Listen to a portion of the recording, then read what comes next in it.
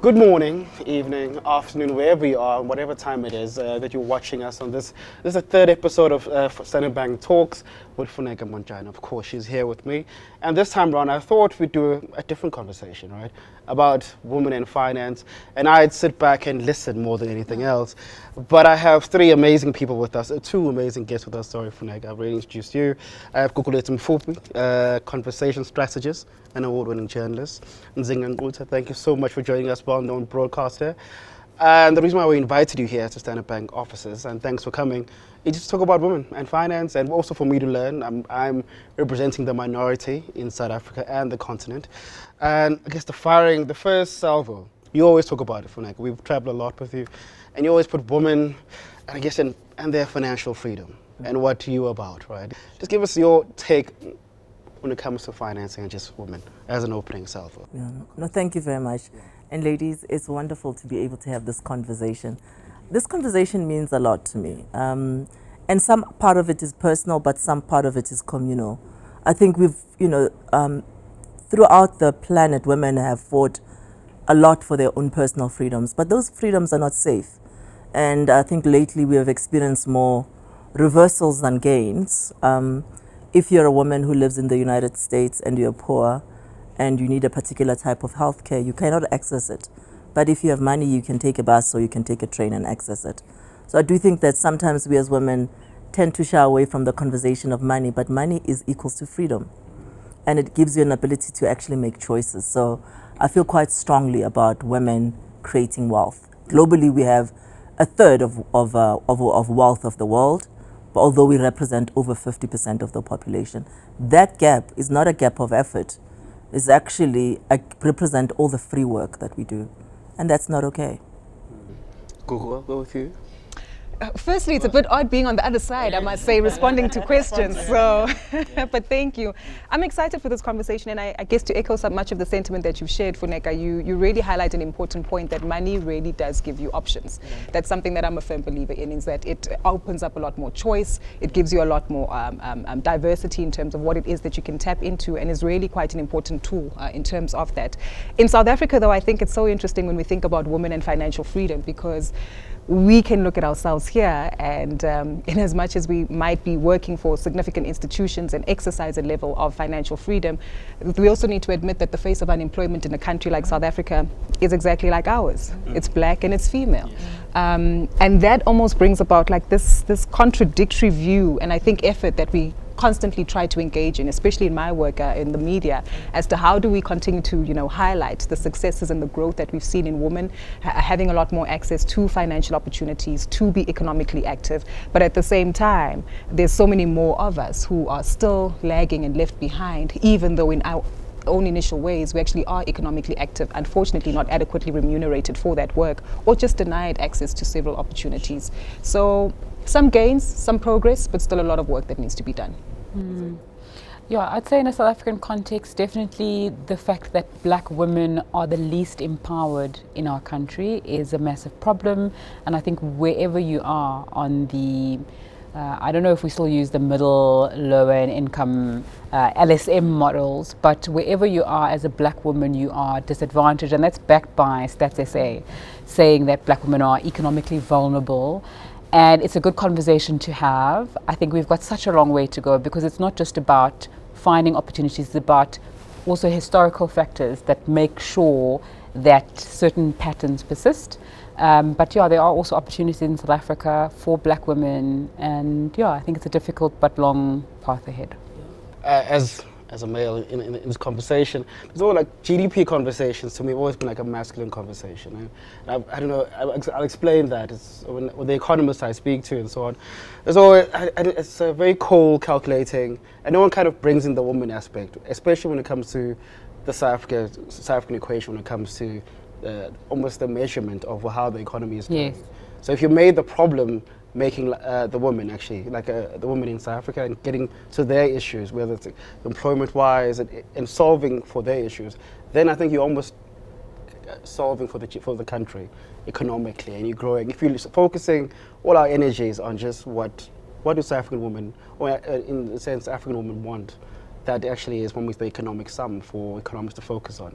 Would you agree with that? Or maybe am I just being a bit too blue sky in that, Funeka, and just how do we view the economic problems we have on the continent as a whole? Yeah, my sense is all the opportunities that we have and the problems that we have cannot be solved by half of the population. It doesn't make sense.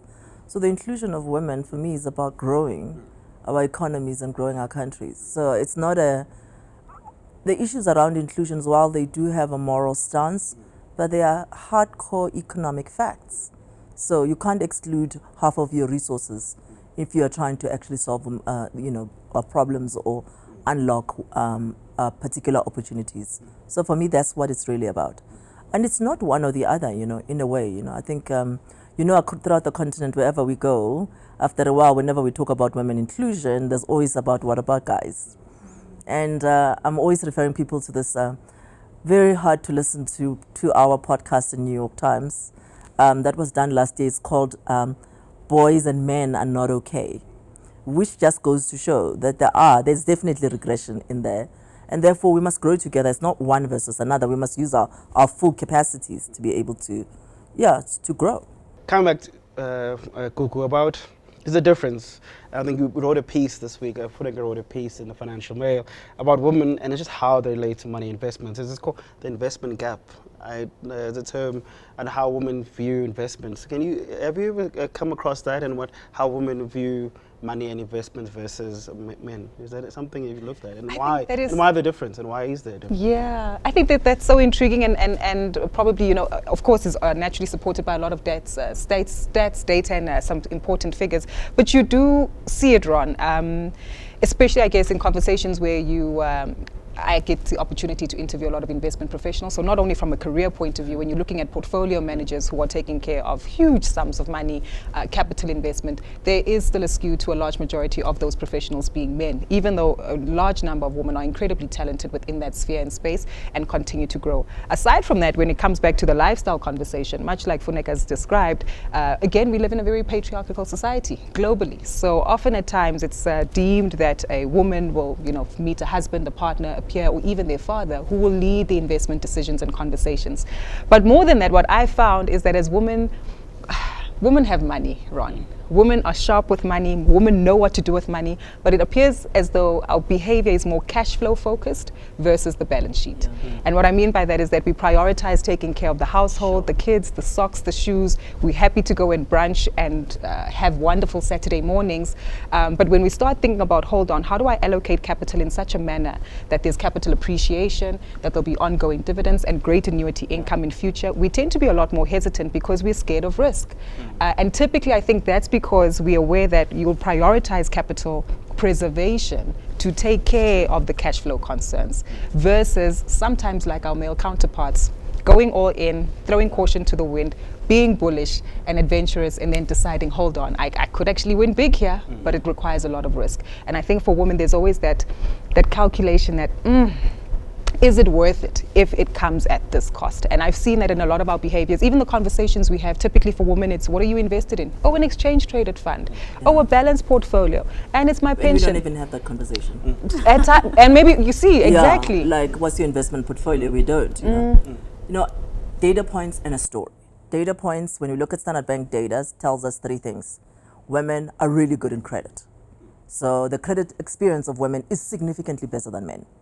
Secondly, women are very good, this risk aversion, on protection. They take a lot more insurance than what men do. Third data point, women, and this breaks my heart, are more likely to be paying 80% more likely to spend money on groceries than men. And that comes to my story. I was married when I had a starter marriage. So it was a starter. I mustn't tell my husband that this is the main course and there's some dessert. He's 10 years older than me. I tell him, when you're dead, I'm going to go with a 50-year-old. So I was 22 when I got married. When we got divorced, I was 27. I was a partner at PwC. But when we got divorced and we started to look at the state of assets, I had nothing, ladies. Nothing to my name. The house was in his name. The cars were in his name. My money, what was going to it?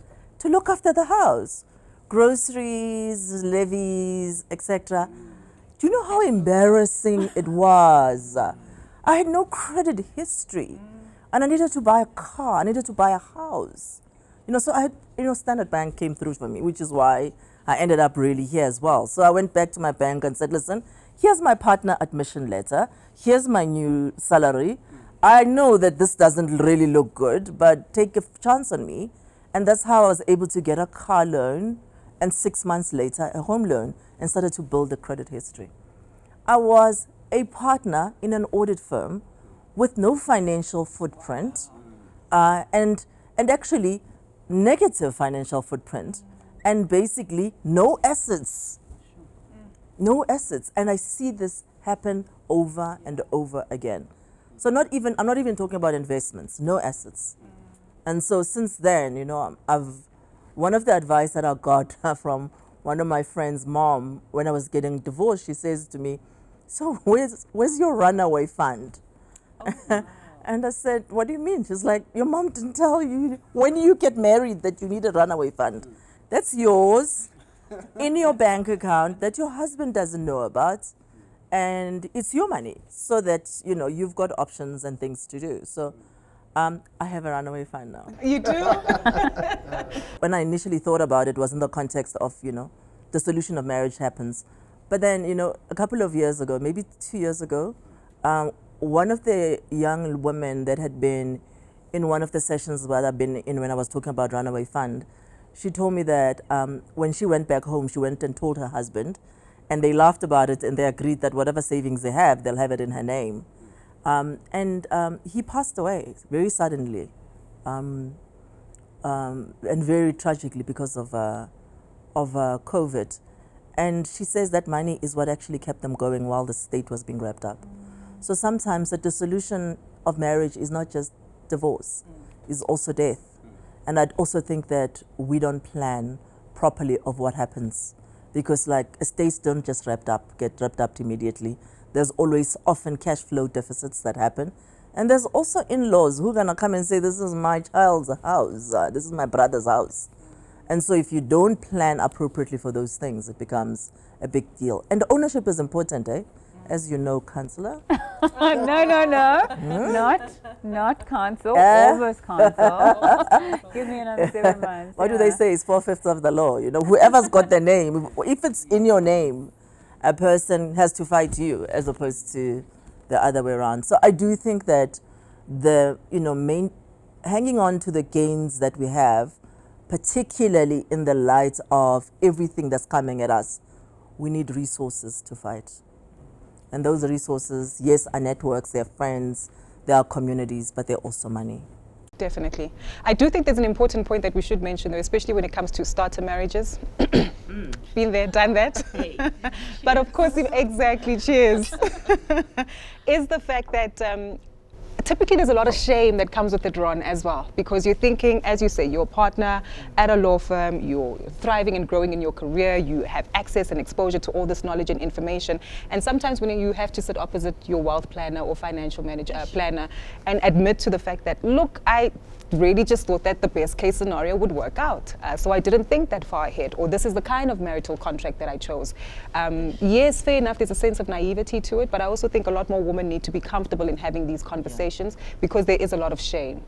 Shame, number one, because of a dissolution of a marriage, especially if it happens to be in divorce, and through society it comes with a lot of pressure with, oh, okay, oh, you think you're better, oh, return soldier, thank you, and bear in mind, you're going through this emotional process, which comes with the financial pressure as well.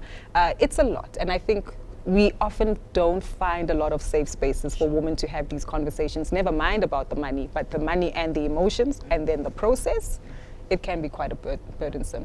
You're right about the shame, Gugu, but I think that people shouldn't have shame, and it's one of those, I know we don't want to get too airy-fairy because we're talking about money, but it's one of those things that life happens, even with money.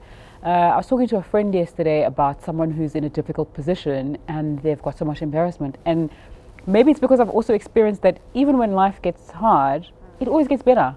You're never going to suffer for 50 years in a row.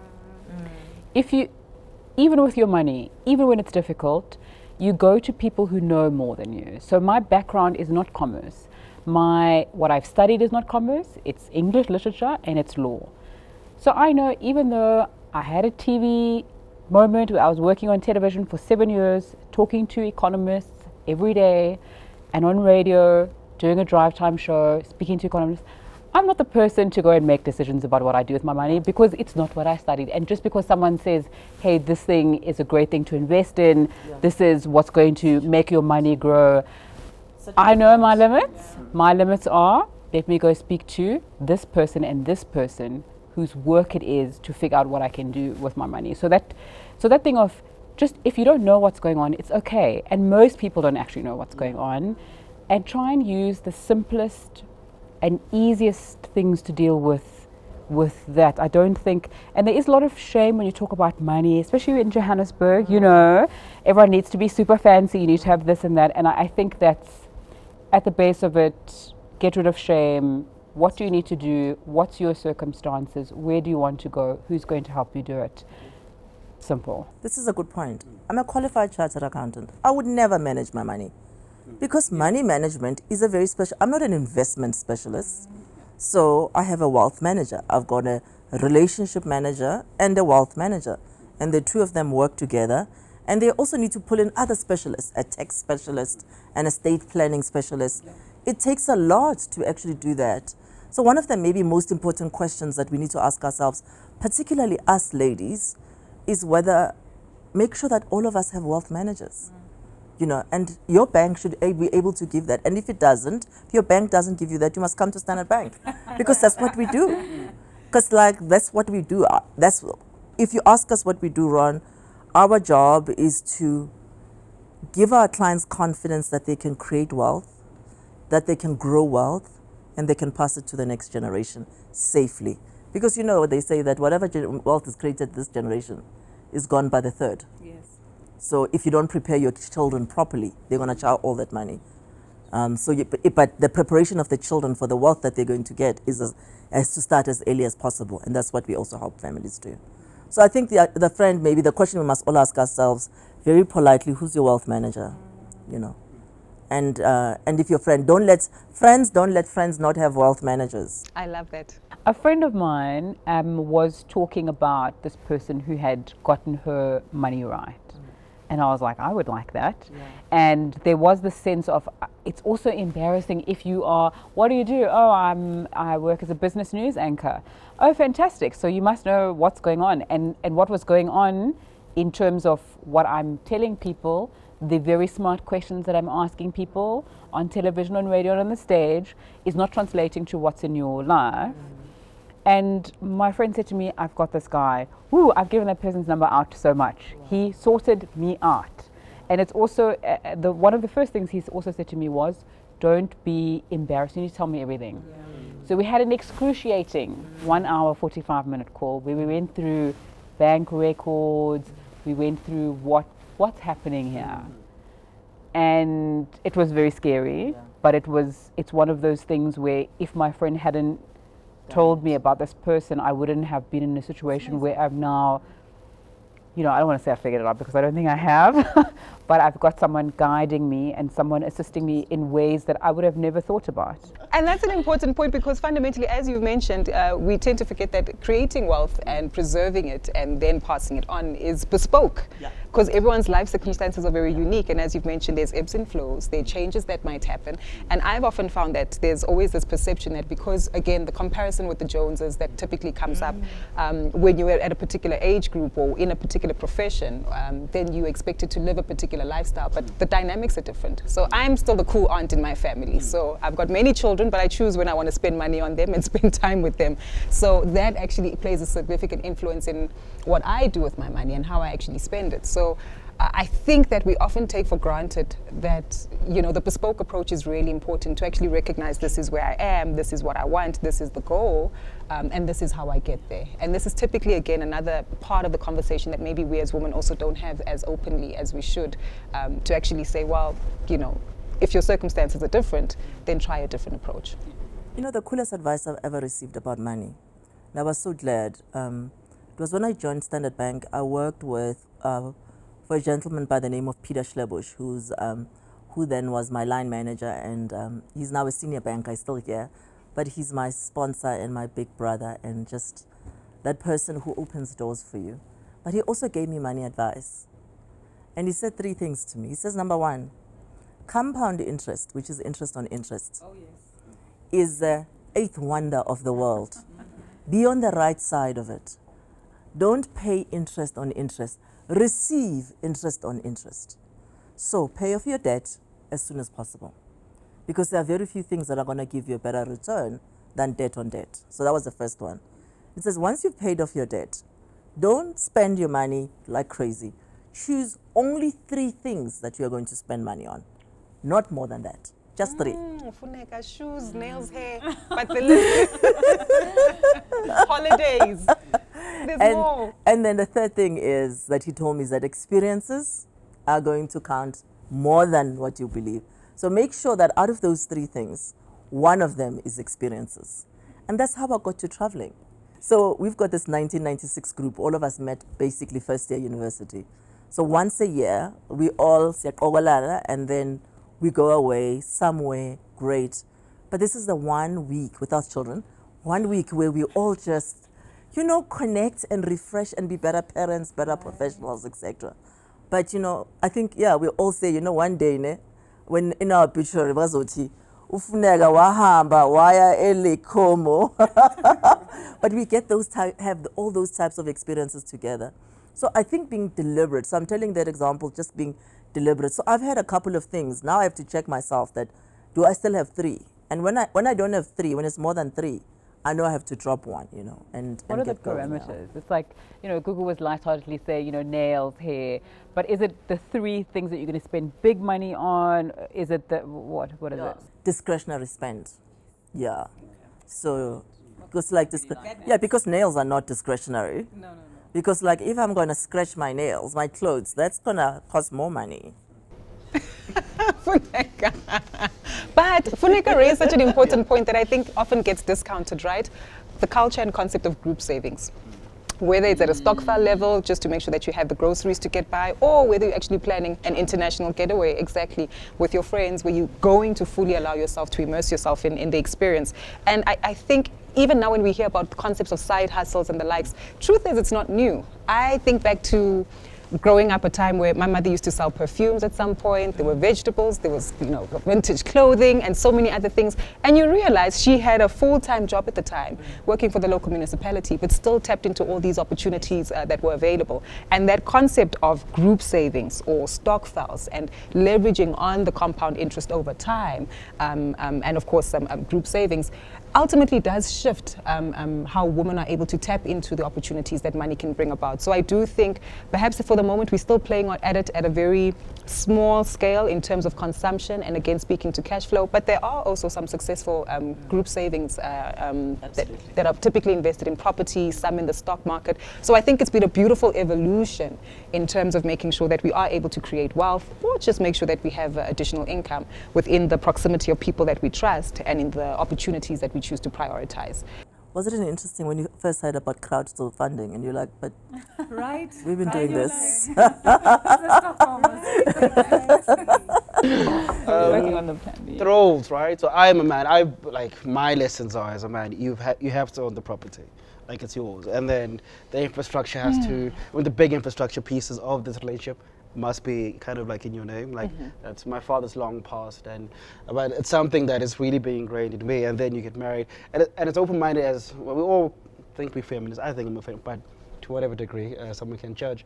So it doesn't have to almost be a change of conversation about just my role in relationships anyway when it comes to women. I don't know. I just think. Yeah, how do we start that conversation? It's not I know that there is the patriarchal concept that we live in, but if you're making 50 Rand a month and I'm making 3 Rand a month because I'm a woman in South Africa, you're going to buy the house, surely, because you maybe have more access to it. And then how do we decide how to split? Is it not as wide as an umbrella as how you're thinking about gender as to what's practical for your circumstance and for the time? If you're in a situation where you are the woman who's earning less, then the partner carries, and then if you're not, then you carry, and you work out what's equitable and what's fair, so that you don't get into the situation where someone is leaving and they feel the shame about not having. I mean, I think that, and maybe this is a romantic part of me, I think that if you get married, you are there, ukwakha umuzi. You are there to build a life together, and that together piece is important. And that means that everybody brings the best of themselves. And whatever that is, sometimes some people are much more nurturing than, and that's not necessarily women. So nurturing tends to be free work, but it's not. It takes effort and attention.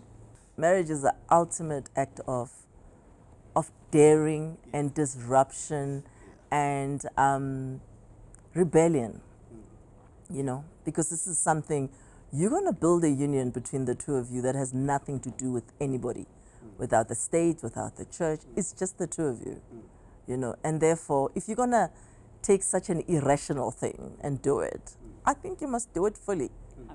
And do it right. But of course, let's not, let's protect each other from the creditors.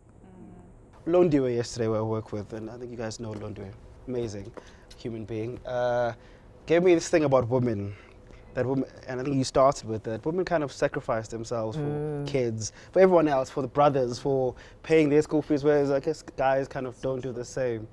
And that is something also, I guess, in this conversation, as we continue it, where women have to think a whole lot differently about just how much they sacrifice of themselves for the sake of others, right?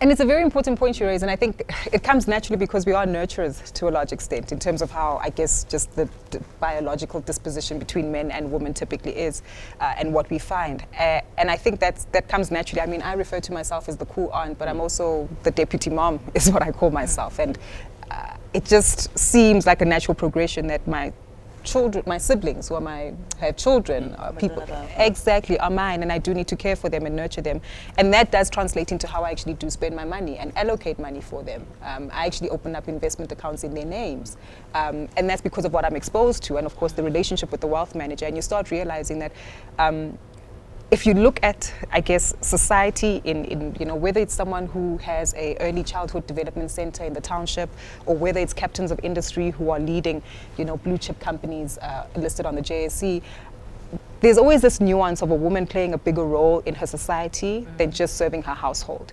And whether that's paying for the neighbor's school fees to open up that, or go to that early childhood development center in the township, or whether it's being the CEO who opens up a bursary fund that is subsidized by the company, through CSI initiative, and you're opening up more opportunities for younger women or men to actually come up through corporate.